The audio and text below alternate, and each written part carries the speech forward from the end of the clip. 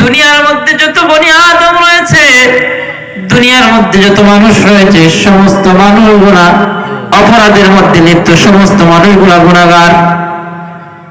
খায়রুল খাত্তাঈন আত-তাওয়াবুন,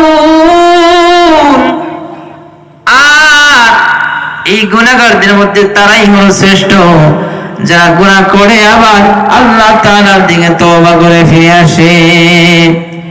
এরপরে আবার অন্য একটি তিলাওয়াতকৃত হাদিসের মধ্যে আল্লাহ নবী সরকার দু আলম বলেন, ইত্তাকিল মাহারিম তাকুন আবাদান নাস, হারাম ছেড়ে দাও, হারাম ছেড়ে দাও, তাহলে তুমি দুনিয়ার সবচেয়ে বড় আবেদ বলে আল্লাহর কাছে গণ্য হয়ে যাবে। সুবহানাল্লাহ।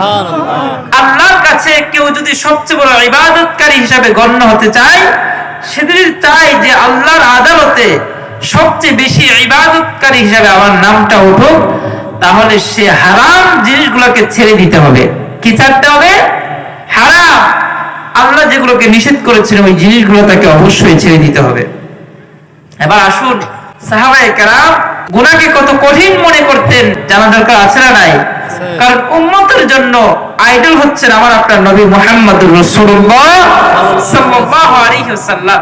এরপরে উম্মতের রাসূলুল্লাহর পরে উম্মতের দৃষ্টি থাকবে রাসূলের সাহাবায়ে কেরামের প্রতি, যে সাহাবায়ে কেরাম ওনারা দুনিয়ায় থাকতে জান্নাতের সার্টিফিকেট পাওয়ার পরেও সামান্য গুনাহ হয়ে গেলে তারা কত রোনাজারি করতেন, নিজেকে কতটাই অসহায় মনে করতেন, নিজেকে কতটাই জাহান্নামের উপযুক্ত মনে করে আল্লাহ তাআলার দিকে ফিরে আসতেন। সাহাবায়ে কেরাম সামান্য হারাম কাজ করে ফেললে এই হারাম থেকে বাঁচার জন্য কতটাই কষ্ট করতেন, কতটাই আল্লাহ তাআলার দরবারে কতটাই রোনাজারি করতেন জানা দরকার আছে না নাই? কারণ উম্মতের জন্য আইডল হচ্ছেন আমার আপনার নবী মুহাম্মদুর রাসূলুল্লাহ সাল্লাল্লাহু আলাইহি ওয়াসাল্লাম। এরপরে উম্মতের রাসূলুল্লাহর পরে উম্মতের দৃষ্টি থাকবে রাসূলের সাহাবায়ে কেরামের প্রতি, যে সাহাবায়ে কেরাম ওনারা দুনিয়ায় থাকতে জান্নাতের সার্টিফিকেট পাওয়ার পরেও সামান্য গুনাহ হয়ে গেলে তারা কত রোনাজারি করতেন, নিজেকে কতটাই অসহায় মনে করতেন, নিজেকে কতটাই জাহান্নামের উপযুক্ত মনে করে আল্লাহ তাআলার দিকে ফিরে আসতেন। পৃথিবীর মধ্যে দুনিয়ায় থাকতে যারা জান্নাতের সার্টিফিকেট পেয়েছেন ওনারা হচ্ছেন সাহাবী। ওনাদের নাম কি? সাহাবী। আল্লাহ তাআলা সাহাবায়ে কেরামের ব্যাপারে কোরআনে অনেক আয়াত নাযিল করছে। সবচেয়ে গ্রহণযোগ্য যে আয়াত, এই আয়াত হচ্ছে আল্লাহ তাআলা বলেন, রাদিয়াল্লাহু আনহুম ওয়া রাদু আন। সাহাবায়ে কেরামের ব্যাপারে আল্লাহ কোরআনে যতটা আয়াত নাযিল করেছেন, সবচেয়ে গ্রহণযোগ্য আয়াত হচ্ছে, সবচেয়ে পাওয়ারফুল আয়াত হচ্ছে আল্লাহ তাদের ব্যাপারে জানাই দিয়েছেন, রাদিয়াল্লাহু আনহুম ওয়া রাদু আন। তারা আমার আল্লাহর প্রতি রাজি আর আমার আল্লাহ তাদের প্রতি রাজি। বলি সুবহানাল্লাহ। যে বান্দার প্রতি আল্লাহ রাজি ওই বান্দার কোনো ভয়ের কারণ আছে? বলেন, ওই বান্দার কোনো ভয় নাই। বলছিলাম রাসূলুল্লাহ সাল্লাল্লাহু আলাইহি ওয়াসাল্লাম মক্কা ছেড়ে যখন মদিনায় চলে আসলেন, লাম্মা কাদিমান নবী সাল্লাল্লাহু আলাইহি ওয়াসাল্লাম আল মদিনাতা, নবী যখন মক্কা থেকে হিজরত করে মদিনায় চলে আসলেন, আখা বাইনাল মুহাজির ওয়াল আনসার, আমার নবী আনসারী সাহাবী এবং মুহাজির সাহাবীদের মধ্যে ভ্রাতৃত্ব বন্ধন তৈরি করে দিলেন। নবীজি দ্বীনি ভাই বানায় দিলেন। আখা বাইনা সাঈদ ইবনে আব্দুর রহমান ওয়া সালামাতুল আনসারী রাদিয়াল্লাহু তাআলা আনহুমা, নবীজি দুইজন সাহাবীর মধ্যে বিশেষ করে ভ্রাতৃত্ব বন্ধন তৈরি করে দিলেন। নবীজি দুইজন সাহাবীকে ভাই বানায় দিলেন।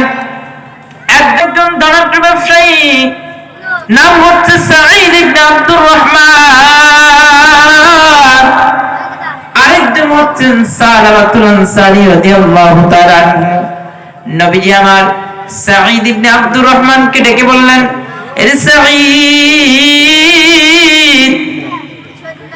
সাঈদ, আজ থেকে আমি আমার সালাবাকে তোর ভাই বানায় দিলাম। ও সাঈদ, তুমি পেলা একজন নির্ভরযোগ্য একজন সঙ্গী, আর আমার সালাবা পেল একটা মাথা গোজার ঠাই। নবীজি এবার সালাবাতুল আনসারী রাদিয়াল্লাহু তাআলা আনহুকে সাঈদ ইবনে আব্দুর রহমানের সাথে দিয়ে দিলেন। সালাবা সাঈদ ইবনে আব্দুর রহমানের বাসায় চলে গেলেন। হঠাৎ করে আমার নবীজির প্রতি আল্লাহ তাআলার নির্দেশ, পয়গম্বর অবশ্যই অবশ্যই আপনাকে তাবুকের যুদ্ধের মধ্যে যেতে হবে। নবীজি তাবুকের যুদ্ধে যাবেন। 3 লক্ষ কাফের বেঈমানদের বিরুদ্ধে আমার নবী 30,000 সাহাবীকে নিয়ে যুদ্ধে চলে যাচ্ছেন। যাওয়ার বেলায় সাঈদ ইবনে আব্দুর রহমানকে বললেন, আরে সাঈদ, তুমি আমি নবীর সাথে, আমি নবীর খাদেম হয়ে যুদ্ধের মধ্যে চলো। নবীর খাদেম হতে পারে এমন সৌভাগ্য কার হতে পারে? সাহাবীকে বললেন, সাঈদ রে, তুমি আমার খাস খাদেম হয়ে যুদ্ধের ময়দানে যাবা। আর সাঈদ সালাবাতুল আনসারীকে ডেকে বললেন, সালাবা রে, আমি আমার রাসূলের প্রিয় সফর সঙ্গী হয়ে খাদেম হয়ে তাবুকের যুদ্ধের মধ্যে যাচ্ছি। তুমি আমার বাড়ি পাহারা দিবা, আমার স্ত্রীদেরকে পাহারা দিবা, আমার বাসার মধ্যে যা লাগবে, বাজার লাগবে, বাজার করে দিবা, জঙ্গল থেকে কাঠ লাগবে, কাঠ সংগ্রহ করে দিবা, কূপ থেকে পানি ওঠানোর প্রয়োজন হবে, তুমি কূপ থেকে পানি উঠিয়ে দিবা। এবার সাঈদ ইবনে আব্দুর রহমান নবীর সাথে যুদ্ধে চলে গেলেন। এদিক দিয়া সাঈদ ইবনে আব্দুর রহমানের বাসাটা হচ্ছে পাহাড়ের উপরের মধ্যে নির্জন একটা জায়গার মধ্যে। সাঈদ ইবনে আব্দুর রহমানের বাসাটা নির্জন জায়গায় হওয়ার কারণে, আর তার বিবি একা ওই বাসার মধ্যে সুন্দরী বিবি থাকার কারণে, এদিক দিয়া সালাবাতুল আনসারী একদিন দুপুরবেলা কাজ করতেছে। শয়তান তার ধোঁকা দিয়ে বলে, সালাবা, কাজটা একটু বন্ধ করো, আর ঘরের দরওয়াজাটা একটু খুলো, ঘরের দরওয়াজাটা খুলে একটু পর্দাটা সরাও, পর্দাটা সরা একটু তাকায় দেখো পর্দার ওই পারে কি আছে। ঘরটা নীরব জায়গা হওয়ার কারণে সালাবাতুল আনসারী শয়তানের ধোঁকার মধ্যে পড়ে গেলেন। শয়তানের ধোঁকার মধ্যে পড়ে সালাবাতুল আনসারী রাদিয়াল্লাহু তাআলা দরজাটা খুললেন, পর্দাটা খুললেন, তাকায় দেখে পর্দার ওই পারে হযরত সাঈদ ইবনে আব্দুর রহমানের বিবি। হাদিসের মধ্যে আসছে, ওয়াকানাত ইমরাতুন জামিলা, সাঈদ ইবনে আব্দুর রহমানের বিবি ছিল অত্যন্ত সুন্দরী একজন মহিলা। সালাবা দেরি করায় শয়তানের ধোঁকায় পড়ে আর ওই মহিলার সৌন্দর্যে মুগ্ধ হয়ে দেরি করলেন না, ওই সাঈদ ইবনে আব্দুর রহমানের বিবির হাতের মধ্যে ধরে ফেললেন। পড়ি নাউযুবিল্লাহ। সাঈদ ইবনে আব্দুর রহমানের স্ত্রীর হাতের মধ্যে সাহাবী ধরে ফেললেন। এবার আল্লাহর বান্দি ডাকতে বলে, এ সালামা, মা হাফিজতা হুরমাতা আখিকাল গাজী ফি সাবিলিল্লাহ। এ সালামা, আমি তোমার কাছে তোমার ভাইয়ের রেখে যাওয়া আমানত, আমার চরিত্র তোমার কাছে রেখে যাওয়া আমানত, আমার সন্তান ধন সম্পদ গুলা তোমার ভাইয়ের রেখে যাওয়া আমানত, তুমি তোমার ভাইয়ের রেখে যাওয়া আমানত রেখে আনত করছো। এ সাঈদ, আমাদের ঘরটা পাহাড়ের উপর হয়েছে তো কি হয়েছে? তুমি কি মনে করেছো এই নির্জন জায়গার মধ্যে দুনিয়ার কেউ দেখবে না? এ সালাবা, তোমার তো জেনে রাখা উচিত, এই নির্জন জায়গার মধ্যে যদিও দুনিয়ার কেউ দেখে না, কিন্তু যার চোখকে ফাঁকি দেওয়া যায় না, চিৎকার মেরে বলেন তো তিনি কে? আল্লাহর নামটা আরেকবার মহব্বতে পড়েন, তিনি কে? সালাবারে, তুমি কি মনে করেছো কেউ দেখে না? না না, এমন একজন আছে যার চোখকে দুনিয়ার কেউ ফাঁকি দিতে পারবে না। সালাবা, অবশ্যই অবশ্যই আল্লাহ আমাদেরকে দেখছেন। ইত্তাকিল্লাহ ইয়া সালাবা, আল্লাহকে ভয় করো। আল্লাহু আকবার। এই কথাটা বলা মাত্রই সালাবাতুল আনসারী রাদিয়াল্লাহু তাআলা দেরি করলেন না, মাথাটাকে নিচু করে ঘর থেকে বের হয়ে গেলেন। ঘর থেকে বের হয়ে অবনত মস্তকে লজ্জায় অবনত হয়ে আসমানের দিকে তাকাইয়া আমার আল্লাহকে ডাক দেয়া কয়, ইয়া রব্বি আনতা আনতা আনা আনা আনাল আওয়াদু বিযুনুব ওয়া আনতাল আওয়াদু বিল মাগফিরাহ। মালিক রে, আমি তো আমি, তুমি তো তুমি। মালিক আল্লাহ, আয় আল্লাহ, আমি গুনাহ করতে ভালোবাসি আর তুমি ক্ষমা করতে ভালোবাসো। আল্লাহ, আমি শয়তানের দোকায় পড়ে গুনাহ করে ফেলেছি। আয় আল্লাহ, আপনি আমার গুনাহটাকে মোচন করে আমাকে নিষ্পাপ বানায় দেন। এই কথা বলতে বলতে, শব্দগুলো বলতে বলতে এখান থেকে চলে গেল। স্যার আবার রাত্রে ঘুমায় না, অনুশোচনা আগুনে পুড়তে পুড়তে জ্বলতে জ্বলতে সে তওবা করেই যাচ্ছে। ওদিক দিয়ে আমার নবী তাবুকের যুদ্ধ থেকে বিজয়ের মালা গলায় পরে মদিনার মধ্যে ফিরে আসলেন। সাঈদ ইবনে আব্দুর রহমান আমার নবীর সাথে বিজয়ের মালা গলায় পরে ফিরে আসলেন। এসে তার বাসার মধ্যে ঢুকলেন। বাসার মধ্যে ঢুকার পরে দেখলেন আগের মতো আর তার সেই প্রিয় ভাই, দিনী ভাই সালাবাকে দেখা যায় না। বিবিরে ডাক দেয়া কয়, বিবিরে কি ব্যাপার? ওই আমি তোমাকে দেখতেছি, আমার সন্তানদেরকে দেখতেছি, আমার দিনী ভাই সালাবারে কেন দেখতেছি না? আমার দিনী ভাই সালাবার কি হলো? ওই আমি আসার আগে তো তার যাবার কোনো কথা ছিল না, সে কোথায় গিয়েছে? বিবি ডাক দেয়া কয়, স্বামী আমার, ওয়াল্লাহি, ও স্বামী আমার, আল্লাহর কসম করে বলছি, ইন্নাহু ক্বাদ আলকা ফি বুহুরিল খাতায়া, আপনার দিনী ভাই সালাবা আপনি যাওয়ার পরে একটা অন্যায় করে ফেলেছে, একটা অপরাধ করে ফেলেছে। ওই অপরাধের অনুশোচনার সাগরে পুড়তে পুড়তে, অনুশোচনার আগুনে পুড়তে পুড়তে জ্বলতে জ্বলতে সে নিজেই ইচ্ছা করে এখান থেকে বের হয়ে গিয়েছে।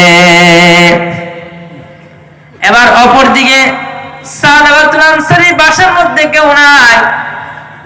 দিন যাই কান্না করতে করতে, রাত যাই কান্না করতে করতে, খাবার খায় না, ঘুমায় না, আল্লাহর কাছে শুধু কান্নাকাটি করেই বেড়াচ্ছেন, মালিক তুমি আমার গুনাহটাকে মাফ করে দাও, না হলে জাহান্নাম ছাড়া কোনো উপায় নাই। এবার সালাবাতুল আনসারী নিজের বাড়িতে চলে গেলেন। বাড়িতে যাওয়ার পরে তার কেবলমাত্র একটা ছোট মেয়ে ছিল, বাড়িতে তার বিবিও ছিল না, তার কোন ছেলেও ছিল না। সালাবাতুল আনসারী রাদিয়াল্লাহু তাআলা বাড়িতে যাওয়ার পর হাদিসের মধ্যে আসছে তার মেয়েটার নাম হচ্ছে খিনসানা। মেয়েকে ডাক দিয়ে বলে, খিনসানা, আমি তোর বাবা বড় অপরাধ করে ফেলেছি, একটা অন্যায় করে ফেলেছি। এইভাবে খিনসানার সামনে নিজের হাত দুইটাকে বাড়ায় দিলেন আর বললেন, খিনসানা, ওই বাসা থেকে জিঞ্জির নিয়ে আসো। বাসা থেকে জিঞ্জির নিয়ে আসে আমি তোমার বাবা সালাবারে বেঁধে দাও। বললেন, খিনসানা, আমি তোমার বাবা অন্যায় করে ফেলেছি, আমাকে জিঞ্জির দিয়ে বেঁধে দাও। এবার মেয়েটা তার বাবার হাত দুইটাকে, পা দুইটাকে আসামির মতো এরকম ভাবে বেঁধে দিলেন আর বললেন, মারে, যতদিন পর্যন্ত আমার নবী আমার ক্ষমার সুসংবাদ না দিবেন, আল্লাহ আমাকে ক্ষমা করে দিয়েছেন, এই সুসংবাদ যতদিন পর্যন্ত না দিবেন, আমি তোর বাবা সালাবা আমার শরীর থেকে, আমার হাত থেকে জিঞ্জির খুলব না। এবার তিনি চলে গেলেন, বের হয়ে গেলেন। বের হয়ে আবু বকর সিদ্দিক রাদিয়াল্লাহু তাআলা দরবারে চলে গেলেন। গিয়ে বললেন, ইয়া আবু বকর, হে আবু বকর, ইন্নী লামাস্তু ইমরাতা আখি আল গাজী ফি সাবিলিল্লাহ, আমি আমার প্রিয় ভাই সাঈদ ইবনে আব্দুর রহমানের স্ত্রীর হাত ধরে ফেলেছি। হাল্লি মিন তাওবা, ও আবু বকর, শুধু হাত ধরছি, বেশি কিছু করি নাই, এতটুকুতে সীমাবদ্ধ ছিলাম। হাল্লি মিন তাওবা, আমার জন্য কি কোনো তওবার দরজা খোলা আছে নাকি? ও আবু বকর, তুমি কি মনে করো আমার আল্লাহ আমাকে মাফ করবেন কিনা? আবু বকর ডাক দিয়া কয়, না না, আমি জানি না তোমার এই গুনাহ থেকে আল্লাহ তোমারে মাফ করবেন কিনা, পবিত্র করবেন কিনা আমার জানা নাই। তুমি আমার দরবার থেকে বের হয়ে যাও। এবার তিনি নিরাশ হয়ে উমরের দরবারে চলে গেলেন। গিয়ে বলে, উমর, আমি তো আমার ভাই সাঈদ ইবনে আব্দুর রহমানের বিবির হাতের মধ্যে ধরে ফেলেছি, এ অন্যায় করেছি, অপরাধ করে ফেলেছি। আপনার কি মনে হয় হাল্লি মিন তাওবা, আমার আল্লাহ কি আমাকে মাফ করবেন কিনা? ওমর তাকে দূর দূর করে তাড়িয়ে দিলেন। এবার সাহাবাতুল আনসারী এরকম ভাবে জিনজিরে বাঁধা অবস্থায় আমার নবীর দরবারে চলে গেলেন। নবীজি তারে দেখা মাত্রই বললেন, সালাবা, কি ব্যাপার? সালাবা, মাত্র কয়েকদিনের ব্যবধানে তোমার শরীর কঙ্কাল হয়ে গিয়েছে, শুকিয়ে কাঠ হয়ে গিয়েছে, চোখের নিচে কালো আবরণ পড়ে গিয়েছে, কালো দাগ পড়ে গিয়েছে। সালাবা রে, কি ব্যাপার? একটু আমাকে খুলে বলো, তোমার সাথে কি ঘটেছে? সালাবা ডাক দিয়া কয়, পয়গম্বর নবী গো, আমি সাহাবাতুল আনসারী একটা অন্যায় করে ফেলেছি।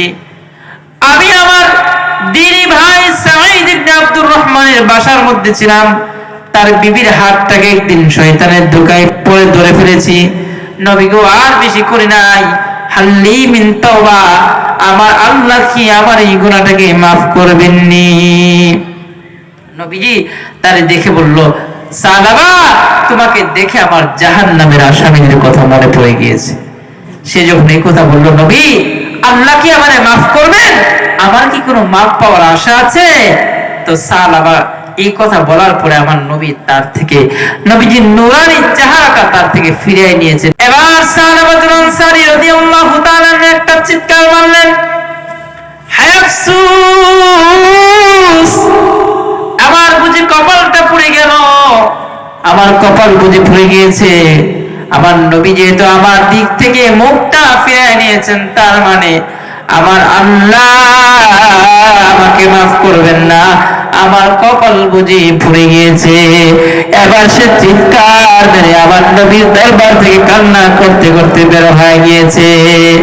মুসলমান, আসামের মুসলমান, কামরূপ জেলার মুসলমান, আমি আপনাদেরকে জিজ্ঞেস করতে চাই, বান্দারে যদি সবাই ফেরায় দেয়, একটা দরবার থেকে বান্দা কোনদিন ফিরবে না। ওই দরবারটা কার দরবার বলে? আল্লাহর দরবার থেকে কোন বান্দাকে আল্লাহ কখনো ফেরত দেন না। এবার হযরত সাহাবাতুল আনসারী চলে গেলেন। খাওয়া নাই, ঘুম নাই, কিচ্ছু নাই। সাহাবাতুল আনসারী দিন রাত কান্না করেই যাচ্ছেন, কান্না করেই যাচ্ছেন, নোয়াদারি করেই যাচ্ছেন। আসমানের দিকে মাথাটাকে উত্তোলন করে আল্লাহকে বলে, আল্লাহ, ইয়া রাব্বি, আনতা আনতা আনা আনা আনাল আওয়াদু বিদ্দুনুব ওয়া আনতাল আওয়াদু বিল মাগফিরা। মালিক রে, আমি একটা নাদান বান্দা, আর আপনি হচ্ছেন আমার মহান সত্তা। আয় আল্লাহ, আমি বারবার অপরাধ করি, আর তুমি বারবার ক্ষমা করো, অতএব তুমি আমার এই গুনাহটাকে ক্ষমা করে নিষ্পাপ মাসুম বানায় দাও। এভাবে যখন কান্না করতে লাগলো, আমার আল্লাহ সাহাবাতুল আনসারীর কান্না এত খুশি হয়ে গিয়েছেন, আল্লাহ রাব্বুল আলামিন সাহাবাতুল আনসারীর কান্নায় খুশি হয়ে জিবরাইল আমিনকে তার ক্ষমার সুসংবাদ দিয়ে আমার নবীর কাছে পাঠালেন। আল্লাহু আকবার। নবীজির কাছে জিবরাইল আমিন এসে বলেন, ইয়া রাসূলুল্লাহ, ইন্নাল্লাহা ইয়াকরাউকা সালাম। নবী গো, আল্লাহ আপনাকে সালাম জানিয়েছেন। নবী, আল্লাহ আপনাকে সালাম জানিয়েছেন, আর জরুরি একটা ওহী আল্লাহ আপনার কাছে প্রেরণ করেছে। নবীজি ডাক দিয়ে বলেন, জিবরাইল, কি এমন জরুরি ওহী? তাড়াতাড়ি আমাকে বলো।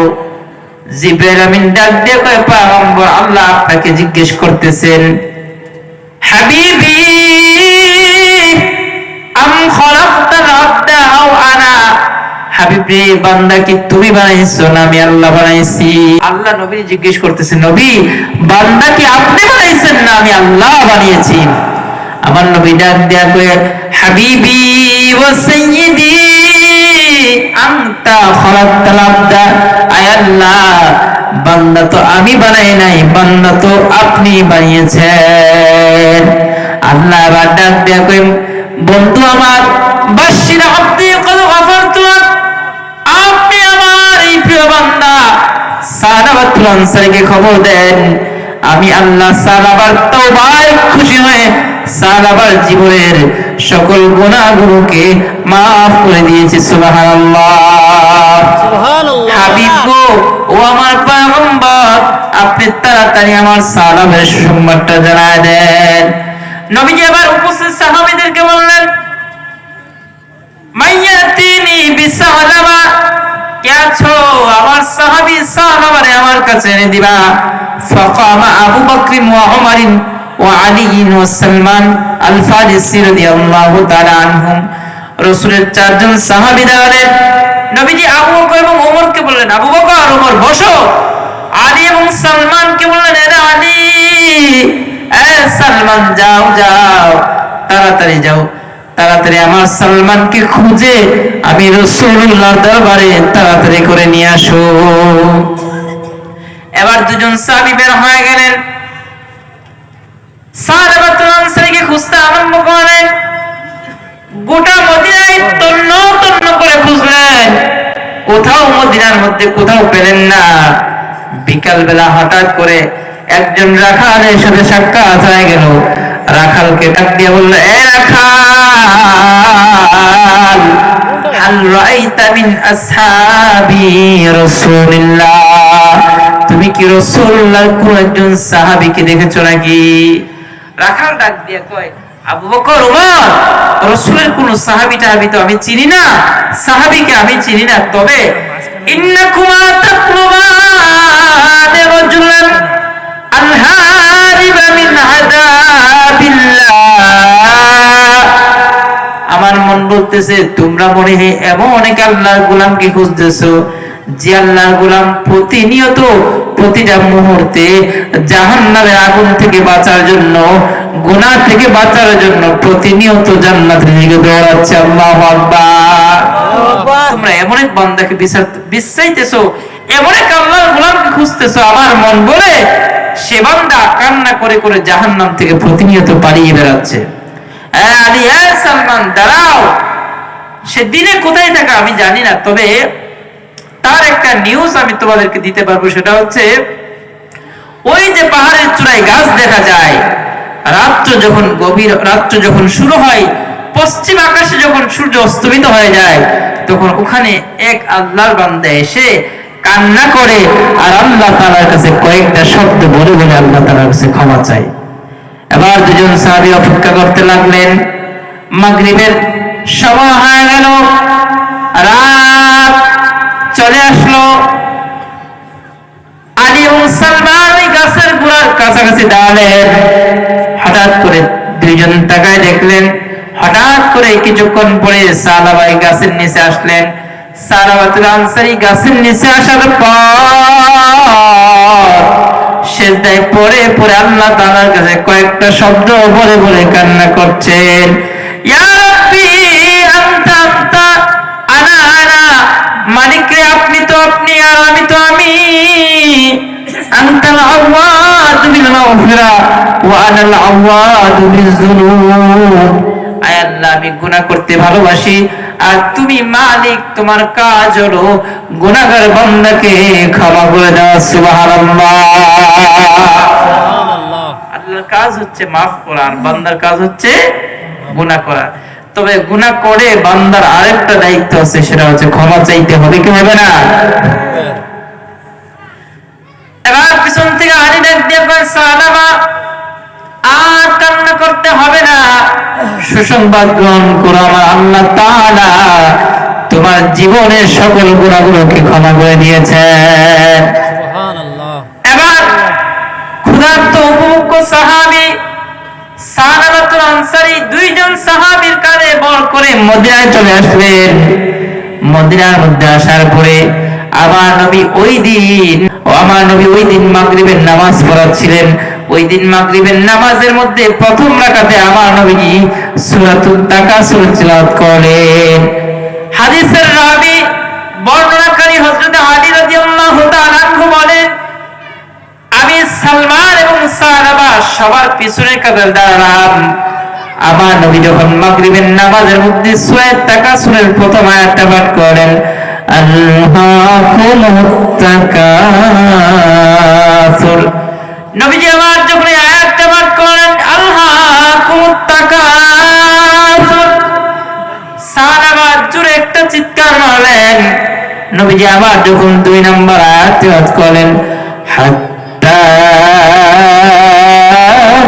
যুরতুমুল মাকাবির, এই আয়াতটা যখন আমার নবীজি নামাজের মধ্যে তেলাওয়াত করেন, সাহাবা বিকট একটা চিৎকার দিয়ে জমিনের মধ্যে পড়ে গেলেন। আল্লাহু আকবার। দ্বিতীয় আয়াতটা পড়ার পরে জোরে একটা চিৎকার দিয়ে নামাজের মধ্যে বেহুশ হয়ে পড়ে গেলেন। নামাজের পরে আল্লাহ নবী বললেন, সালমান তাকায় দেখো আমার সাহাবার কি অবস্থা, আমার সাহাবারের মাথার মধ্যে পানি ঢালো। আমরা কি করি যখন কোনো মানুষ বেহুশ হয়ে যায় তাকে পানি ঢালি, ঠিক কিনা? তার চোখের মধ্যে পানি ছিটা দিই, পানি ঢালি, কেউ বা নাক শুকে। তো সালমান ফারসি রাদিয়াল্লাহু তাআলা তার মুখটাকে ওই সাহাবী সাহাবার মুখের কাছে, মাথার কাছে নিয়ে গেলেন। আর আমার নবীকে বললেন, নবীজি আর তারে পানি ঢালতে হবে না, কদ ফারাকাত দুনিয়া। নবী গো, সে তাওবার আগুনে পুড়তে পুড়তে দুনিয়া ছেড়ে পরকালে পাড়ি জমিয়েছে। আল্লাহু আকবার। নবী তারে আর পানি ঢালতে হবে না, আপনার এই সাহাবী আর এই জমিনে নাই, সে ওপারে চলে গিয়েছে। আমার নবী কান্না করে দিলেন। নবীজির চোখ দিয়ে মনের অজান্তে পানি চলে আসলো। পুরো মদিনায় সমস্ত সাহাবায়ে কেরাম কান্না জড়িত হয়ে গেল, অশ্রুসিক্ত হয়ে গেল। আমার নবী ডাক দিয়ে বলেন, সাহাবীরা আমার সাহাবার জন্য পানি গরম করো, আমি নবী নিজে সাহাবার লাশটাকে গোসল করাবো। আল্লাহু আকবার। আমি নবী নিজে সাহাবারে কাফন পরাবো, আমি নবী নিজে আমার সাহাবার লাশের জানাজার নামাজ পড়াবো। সুবহানাল্লাহ। এদিক দিয়ে বাবার মৃত্যুর খবর শুনে ওই সাহাবার মেয়ে, নাম হচ্ছে খিনসানা, নাম কি? খিনসানা, আরবি শব্দ। সাহাবার মেয়ে দৌড়ে নবীর কাছে চলে আসলেন আর বললেন, ইয়া রাসূলুল্লাহ, ইয়া হাবিবাল্লাহ, শুনছি আমার বাবা নাকি দুনিয়া থেকে বিদায় হয়ে গিয়েছে। ইয়া রাসূলুল্লাহ, ইয়া হাবিবাল্লাহ, আমার একটু অনুমতি দেন, আমি আমার বাবার লাশটাকে একটু দেখে আসি। এবার মেয়েটা বাবার লাশের কাছে চলে গেলেন। মেয়েটা বাবার লাশের কাছে যাওয়ার পরে বাবার কপালের মধ্যে নিজের ডান হাতটা দিয়ে মরাইতেছেন, নিজের ডান হাতটা দিয়ে ঘষতেছেন আর বলতেছেন, বাবা, ও বাবা, তুমি তো জানো দুনিয়াতে তুমি ছাড়া আমার কেউ নাই, আমার আপনার একটা ভাই নাই, বোন নাই, আমার মাও নাই। বাবা গো, আমি আজকের পর থেকে কাকে আম্মু আম্মু বলে কুলে উঠবো, কে আমাকে আম্মু আম্মু বলে কপালের মধ্যে চুমু খাবে, আর আমি কারে আব্বু আব্বু বলে আমার দুঃখ কষ্ট গুলা বলবো। বাবা, আমারে কোন দুনিয়ায় রেখে গিয়েছো? ও বাবা, আমাকে কার কাছে রেখে গিয়েছো? আমি এখন থেকে কার কাছে থাকবো? যে মানুষটার বাবা নাই সেই মানুষটাই বুঝে যে বাবা হারানোর কত ব্যথা, ঠিক কিনা? একটু হাতটা ওঠান তো, কাদের বাবা নাই একটু দেখি আমি। আপনাদের সবার বাবা নাই, মারা গিয়েছে না? আল্লাহ আমাদের বাবাদেরকে জান্নাতের আলা মাকাম দান করুন, পড়ে আমিন। সন্তানকে লালন পালন করানোর জন্য বাবা নিজের মাথার ঘাম পায়ে ফেলে দেয়, কিন্তু সন্তান যখন একটা লাইনে এসে যায় তখন আর বাবা দুনিয়ায় থাকে না, তখন বাবার হায়াত ফুরিয়ে যায়, ঠিক কিনা? প্রিয় ভাইরা আমার, বন্ধুরা আমার, বলছিলাম মেয়েটা যখন বাবার লাশ ধরে ধরে কান্না করছিল, আমার নবী পিছন দিক থেকে ডাক দিয়ে বলেন, খিনসানা, তোমার কান্নার কোনো প্রয়োজন নাই, আজ থেকে আমি নবী তোমার বাবা হয়ে গেলাম। সুবহানাল্লাহ। আমার মেয়ে ফাতেমা তোমার বোন, আমার আয়েশা আর খাদিজা তোমার মা। মেয়েটা আমার নবীর দিকে তাকাইয়া তাকাইয়া চোখের পানি মুছে মুছে আমার নবীর ডাক দিয়া কয়, নবী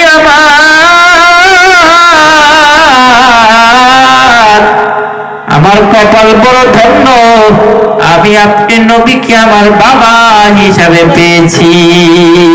ও নবী, আপনার ফ্যামিলিকে আমি আমার ফ্যামিলি হিসেবে পেয়েছি। ও নবী, খাদিজাকে আমি মা হিসেবে পেয়েছি, ফাতেমাকে বোন হিসেবে পেয়েছি। আপনি নবীকে বাবা হিসেবে পেয়ে নবী গো, আমি আমার সকল দুঃখ কষ্ট, আমার বাবা হারানোর ব্যথা মুহূর্তেই ভুলে গিয়েছি। আল্লাহু আকবার। আমার নবী আবার ডাক দিয়ে বলেন, সাহাবীরা রে, আমার সাহাবী সাহাবাতুল আনসারের জন্য গরম পানি করো। নবীজি তার লাশটা ধৌত করলেন, নিজেই জানাজার নামাজ পড়ালেন। আল্লাহর নবী নিজেই জানাজার নামাজ পড়ানোর পরে এবার তার লাশটাকে জান্নাতুল বাকিতে নিয়ে যাওয়া হচ্ছে। জান্নাতুল বাকি হচ্ছে সাহাবায়ে কেরামের অসংখ্য অবৈধ সাহাবায়ে কেরামের কবর জান্নাতুল বাকিতে রয়েছে। জান্নাতুল বাকি হচ্ছে এমন একটা কবরস্থান যেটাকে রাসূল বলছে যে এটা দুনিয়াতেই একটা জান্নাতের বাগান তৈরি। সুবহানাল্লাহ। জান্নাতুল বাকিতে যারা শুয়ে যায়, জান্নাতুল বাকিতে যাদের দাফন হয়, রাসূলের জামানায় যে তাদের কবরে আযাব হয় না, আল্লাহ তাদেরকে মাফ করে দেন। প্রিয় ভাইরা আমার, বলছিলাম আল্লাহ নবী তার লাশটাকে নিয়ে যাচ্ছেন। নবী সামন দিকে, লাশটা মাঝখানে, পিছনে সাহাবায়ে কেরাম। এই হাদিসের রাবী হযরত আলী রাদিয়াল্লাহু তাআলা ডেকে বলেন, আমি লক্ষ্য করলাম আমার নবীজি চলতেছেন, কিছুক্ষণ পরে নবীজি জুতা মোবারক খুলে ফেললেন। আল্লাহু আকবার। নবী আবার চলতেছেন। আরেকটু সামনে যাওয়ার পরে আমার নবী টোটাল পাটা জমিনের মধ্যে না লাগিয়ে নবী শুধু বৃদ্ধাঙ্গুলিতে ভর করে করে হাঁটতেছেন। বৃদ্ধাঙ্গুলে ভর করে করে নবী হাঁটতেছেন। আলী রাদিয়াল্লাহু তাআলা বলেন, আমি সেদিন সাহাবায়ে কেরামের আধিক্যের কারণে, সাহাবায়ে কেরামের ভিড়ের কারণে আমার নবীর কিছুই জিজ্ঞেস করলাম না। আমি আমার নবীর পরবর্তীতে রাতের বেলা নবীর জিজ্ঞেস করলাম, ইয়া রাসূলুল্লাহ, ইয়া হাবিবাল্লাহ, নবীজি আপনার পিছনে তো আমরা সাহাবায়ে কেরাম অনেক জানাজার নামাজ পড়েছি, পয়গম্বর আপনিও অনেক জানাজার নামাজ পড়িয়েছেন। আল্লাহর কসম করে বলছি, আজকে সালাবার জানাজার মধ্যে জানাজার নামাজের পরে নবীজি এমন একটা বিষয় দেখলাম, এমন একটা দৃশ্য অবলোকন করলাম, আল্লাহর কসম ইতিপূর্বে এমন দৃশ্য আমি দেখি নাই। কি দৃশ্য ইয়া রাসূলুল্লাহ? নবী আপনি তো বিগত কোন জানাজায় জুতাও খোলেন নাই, আবার প্রায় বৃদ্ধাঙ্গুলির উপরে ভর দিয়ে হাঁটেন নাই। নবী আমি তাকায় দেখলাম আপনি হাঁটতেছেন, কিছুক্ষণ পরে জুতা মোবারক খুলে ফেললেন। ও নবীজি, আবার কিছুক্ষণ পরে আমি তাকায় দেখলাম আপনি আপনার পায়ের বৃদ্ধাঙ্গুলির উপরে ভর করে করে হাঁটতেছেন। নবীজি এমনটা কেন করলেন একটু জানতে চাই। আমার নবী ডাক দেয়া কয়ে, আলী, আমার সাহাবার তওবা আল্লাহ এত খুশি হয়েছে, সাহাবা আল্লাহকে এতটাই খুশি করতে পেরেছে, আল্লাহ সাহাবার তওবা এত খুশি হয়েছেন যে আমার আল্লাহ তাআলা আজকে সাহাবার জানাজার মধ্যে আসমানের সকল রহমতের দরজাগুলো খুলে দিয়েছেন। ঝাঁকে ঝাঁকে অগণিত ফেরেশতা সাহাবার জানাজায় অংশগ্রহণ করেছে। আল্লাহু আকবার। সাহাবার জানাজায় আসমান থেকে অসংখ্য অগণিত ফেরেশতা নাযিল হয়েছে। ফেরেশতাদের আধিক্যের কারণে আমি নবী এই জমিনের মধ্যে, মদিনার এই জমিনের মধ্যে আমার টোটাল পাটা যে জমিনের মধ্যে রাখবো, এরকম আল্লাহু আকবার। সাহাবী জানে আল্লাহ তাকে ক্ষমা করে দিয়েছেন। এই সুসংবাদটা পাওয়ার পর সাহাবী চিন্তা করেন আল্লাহর আযাবের ভয়ে ভীত সন্তুষ্ট হয়ে দুনিয়া থেকে বিদায় হয়ে গিয়েছে। তার মানে বোঝা গেল, যেই বান্দা আল্লাহ তাআলার কাছে নিজের গুনাহ ছেড়ে তওবা করবে, আমার আল্লাহ তার প্রতি সন্তুষ্ট হয়ে যাবেন। যেরকম ভাবে সাহাবা গুনাহ করে তওবা করেছেন, আমার আল্লাহ সাহাবার প্রতি সন্তুষ্ট হয়ে সাহাবার জানাজায় কোটি কোটি ফেরেশতা নাযিল করে দিয়েছেন। সুবহানাল্লাহ।